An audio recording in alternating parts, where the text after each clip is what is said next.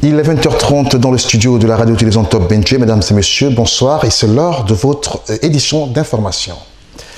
Célébration de la fête des amoureux ce jour, certains Valentins ont choisi comme cadeau des tableaux poétiques prédéfinis. Une découverte que je vous invite à suivre dans cet élément de notre rédaction. Le 14 février de chaque année est considéré dans certains pays comme le jour de la fête des amoureux. Au Gabon, plus précisément à Port-Gentil, cette célébration offre la possibilité aux amoureux de raviver la flamme à travers des rendez-vous galants au restaurant, le partage des fleurs roses ou rouges, la récitation des poèmes intimes ou l'échange des cadeaux symboliques. Chez ce vendeur, les Valentins et les Valentines choisissent parmi les tableaux poétiques prédéfinis à leur convenance. Je veux faire à ma princesse. Elle est vraiment mon amour parce qu'elle me tient. En plus, le coût est moindre. À partir de toutes les bourses, en fonction de ce qu'on vit, la crise. Donc la crise, j'ai mis tout à 1000 francs. Tout simplement à 1000 francs, à partir de toutes les bourses, comme vous dites. En plus de tableaux, pour exprimer l'amour. Des mots, vraiment des mots sincères. Ah, l'amour. Et tout ça ici, Célébration de l'amour ce jour, certes, mais attention aux dérives.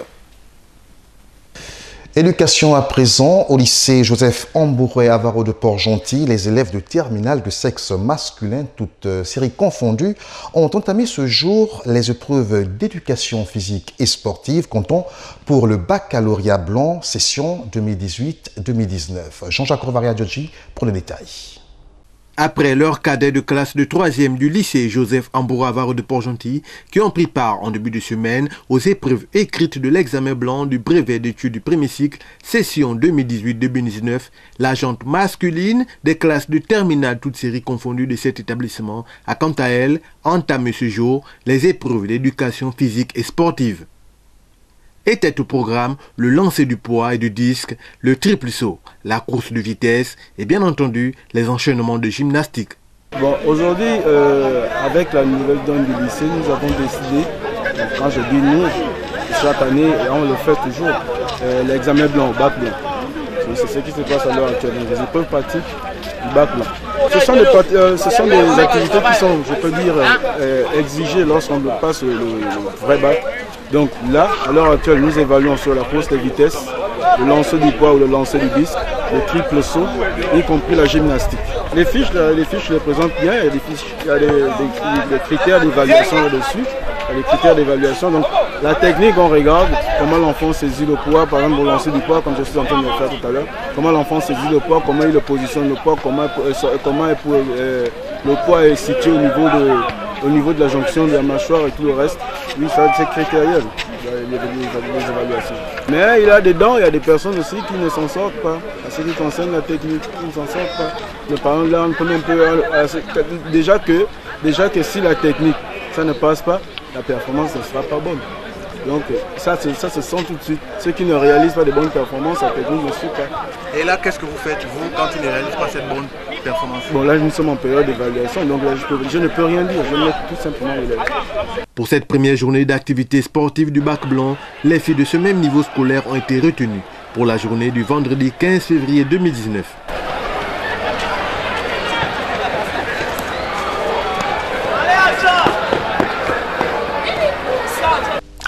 Quittons la province de Logo-Maritime et allons-y, cette fois-ci dans le Haut-Ogooué, où le gouverneur de cette province, Éloi Nzondo, qui accompagnait l'équipe municipale sortante de la ville de Franceville, a tenu à faire une descente sur le terrain pour marteler aux commerçants de la dite ville la nécessité de se conformer au respect de l'ordre établi, et ce, au regard de quelques réfractaires. Jacob Moukwangi de la radio-télévision Nazareth pour le point. Entouré de l'équipe sortante de la mairie centrale de Franceville, l'administrateur altogovoyen est descendu sur le terrain. Malgré la température faisant la canicule sur la ville de Pierre-Savagnan de Brazza, le gouverneur Éloi Nzondo a tenu à arpenter le rond-point de Poto-Poto et ses environs pour lui-même marteler la nécessité pour les commerçants de se conformer à l'ordre établi, ce au regard de quelques poches de résistance observées. J'ai l'expérience d'avoir été maire adjoint de la commune de Libreville en charge des marchés. En fait, c'est un jeu du chat à la souris. Mais si nous menons des actions pérennes, avec autant de sérénité, je crois que nous arriverons à faire en sorte que les gens n'y vont plus. Parce que pour preuve, vous avez pu constater que en notre arrivée, certaines femmes étaient en train de fuir. D'autres avaient même caché leurs marchandises. Parce que nous connaissons comment ça fonctionne. L'initiative du numéro 1 de la province de déblayer le terrain avant l'entrée en fonction de la nouvelle équipe lui a valu une belle et fière chandelle de l'équipe sortante. Donc j'avais sollicité son expertise pour nous aider à pallier à un problème crucial qui a été l'envahissement du marché de Potos par les commerçantes de Franceville. Mais le gouverneur, en tant que pédagogue, les a fait comprendre mes mêmes sœurs de gagner, allez-y trouver les autres au marché de Score. Ici, au marché de Score, dit marché de la foi, la communion sans protocole du gouverneur avec les commerçantes avait valeur de surprise agréable pour ces dernières. Mais quand il est arrivé, vraiment une joie s'est installée dans nos cœurs. Ça nous réjouit. C'est pour une première fois pour voir un gouverneur marcher et visiter le marché comme ça. Une proximité qui devrait faire comprendre aux commerçantes et commerçants qu'ils ont les encouragements des autorités dans l'exercice de leur activité.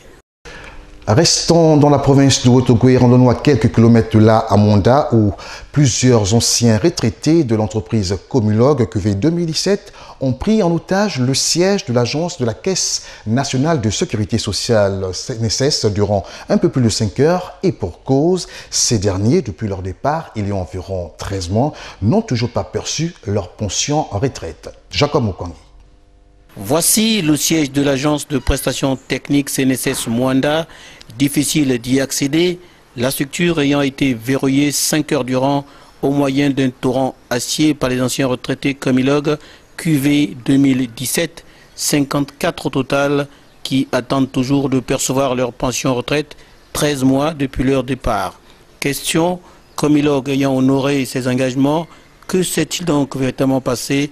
Le directeur régional CNSS Haut-Ogooué Ogololo tente d'expliquer. Simplement regretter ce petit incident, cette incompréhension par rapport aux retraités de Comilog et simplement rassurer l'opinion que Madame le directeur général est à pied d'œuvre pour régler définitivement cette petite incompréhension et qu'elle a donné des instructions pour que les paiements soient disponibles au plus tard demain, ici à Mwanda. Fort de la fertilité des échanges avec le gouverneur du Haut-Ogooué daté du 4 janvier dernier, couplé à la pertinence des communications téléphoniques avec la direction générale de la CNSS, les retraités, par la voix de leur porte-parole, ont lâché du lest et ont déverrouillé l'entrée, tout en espérant de voir la CNSS faire effectivement montre de promptitude dans le traitement de ce dossier. On a observé la sagesse totale. Donc aujourd'hui, la CNSS a reçu, ils ont déjà encaissé 2 milliards 100 millions de francs CFA. Et rien ne paraît. On nous fait passer, c'était le jour, c'était d'abord le 5 janvier, ce n'est plus le 5 janvier. Ah non. Mais comment est-ce qu'on peut imaginer que des pères de famille nombreuses qui ont rendu service loyalement à la nation se retrouvent dans cette situation avec leur famille? Important de savoir et comprendre que 4 des 54 retraités perçoivent régulièrement leur pension au grand étonnement du reste du groupe. Ouvrons notre page de l'information consacrée au continent africain. Au Burkina Faso, la société civile qui n'attend pas à être mise en marge de la lutte contre la radicalisation et l'extrémisme violent multiplie des actions de sensibilisation sur le terrain et démontre de ce fait qu'elle est et reste un allié important dans la mise en œuvre des politiques sécuritaires. Voyons tout ça dans cet élément de nos confrères d'Africa 24. Au Burkina Faso, la société civile n'entend pas être en marge de la lutte contre la radicalisation et l'extrémisme violent. Sur le terrain, les actions de prévention se multiplient et font de plus en plus croire aux autorités qu'elle est et reste un fort allié dans la mise en œuvre des politiques sécuritaires. N'oubliez pas que les zones concernées, c'est le Sahel, c'est le Nord, où de façon endémique, on a la sécheresse, on a la pauvreté et on n'a pas fini de régler ces problèmes-là. Donc il faut qu'on se mette ensemble pour lutter pacifiquement. Dans le contexte burkinabé de la menace, les actions de prévention des organisations sont orientées vers des méthodes de lutte non violente. Leurs outils, à la fois récréatifs mais captivants, sont également constitués d'échanges et de jeux de rôle conçus pour toucher une jeunesse en partie fragilisée. Cette fragilité est souvent exploitée maintenant par des personnes qui poursuivent vraiment parfois des intentions inavouées et qui embarquent ces jeunes-là qui sont déjà vraiment laissés à eux-mêmes. Depuis avril 2015, le Burkina Faso fait face à des attaques terroristes dans plusieurs de ses régions, notamment dans les régions du Nord, du Sahel ou encore de l'Est. Des attaques qui ont fait plus de 300 morts. Un état d'urgence a été décrété depuis le 31 décembre 2018 dans 7 des 13 régions du pays. À travers le plan Maroc vert lancé en 2008, le gouvernement marocain place l'agriculture au centre du développement national avec la mise en place d'une politique agricole ambitieuse. Pour le pays, le secteur de l'agriculture est un pilier incontournable dans le développement économique, socio et politique de ce pays. Africa 24 pour les précisions. L'agriculture est un pilier incontournable du développement économique, social et politique du Maroc. Le gouvernement le place au centre du développement national avec la mise en place d'une politique agricole ambitieuse, notamment à travers le plan Maroc vert, lancé en 2008. Aujourd'hui, le secteur agricole fait partie des 3 meilleurs secteurs aujourd'hui qui vont rapporter au Maroc et qui vont le mettre en exergue. Donc oui, effectivement, il faut investir, mais il faut investir intelligemment, de façon à faire bénéficier non seulement le Maroc, mais les autres pays africains. Pour moderniser l'agriculture et développer les zones rurales, le plan Maroc vert se focalise sur l'exportation et le soutien de la petite agriculture. Il a pour ambition d'atteindre 3 objectifs en 2020, à savoir la création d'1,5 million d'emplois dans le secteur, le doublement du PIB et l'augmentation des revenus agricoles.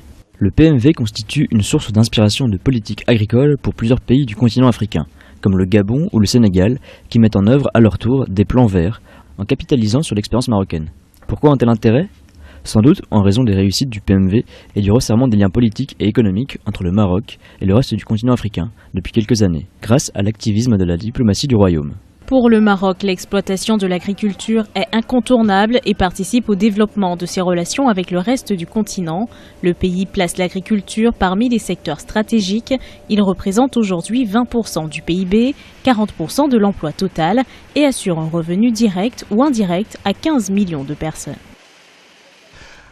Politique étrangère, pour boucler cette information, rendons-nous au Cameroun où Maurice Kamto, l'opposant camerounais, arrivé deuxième à la présidentielle du 7 octobre 2018, est depuis ce 12 février 2019 sous mandat de dépôt à la prison centrale de Katungui à la suite d'une marche pacifique organisée le 26 janvier 2019, marche interdite par les autorités camerounaises. Le point avec Africa 24. Il était arrivé deuxième à la présidentielle du 7 octobre 2018 au Cameroun. Depuis ce 12 février 2019, Maurice Kamto, président du mouvement pour la renaissance du Cameroun, est sous mandat de dépôt à la prison centrale de Konengi.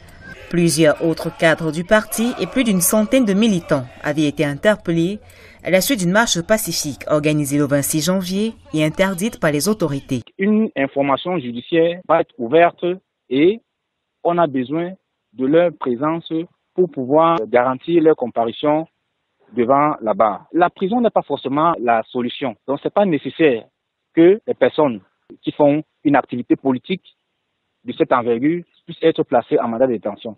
Puisque lorsqu'on fait une activité politique, il y a certaines garanties de liberté dont on doit jouir. La marche blanche du 26 janvier visait, selon les responsables de ce parti, à dénoncer ce qu'ils qualifient de hold-up électoral et plusieurs mots liés à la malgouvernance dans le pays. Depuis le scrutin du 7 octobre, Maurice Kamto n'a eu de cesse de réclamer la victoire et a lancé, selon certains observateurs, un plan national de résistance. Désormais, cette incarcération de certains cadres du parti pourrait avoir des conséquences politiques sur les échéances électorales à venir. Ça devait être un très grand enjeu, ça devait être un très grand défi pour lui. Mais là où, tel que c'est parti, je pense que le parti va prendre un coup. Parce que même les sympathisants, les membres du parti et tous ceux qui pouvaient être appelés à voter ce parti pour les élections municipales et législatives peuvent encore se poser des questions. Les principaux griefs reprochés à Maurice Kamto et ses co-accusés sont entre autres attroupement, insurrection, rébellion en groupe, hostilité contre la patrie, trouble à l'ordre public, association des malfaiteurs. Selon la loi martiale, il pourrait écoper de lourdes sanctions pénales. Nous voici arrivés au terme de cette édition d'information. L'information se poursuit sur notre chaîne YouTube Top Benché, Gabon officiel.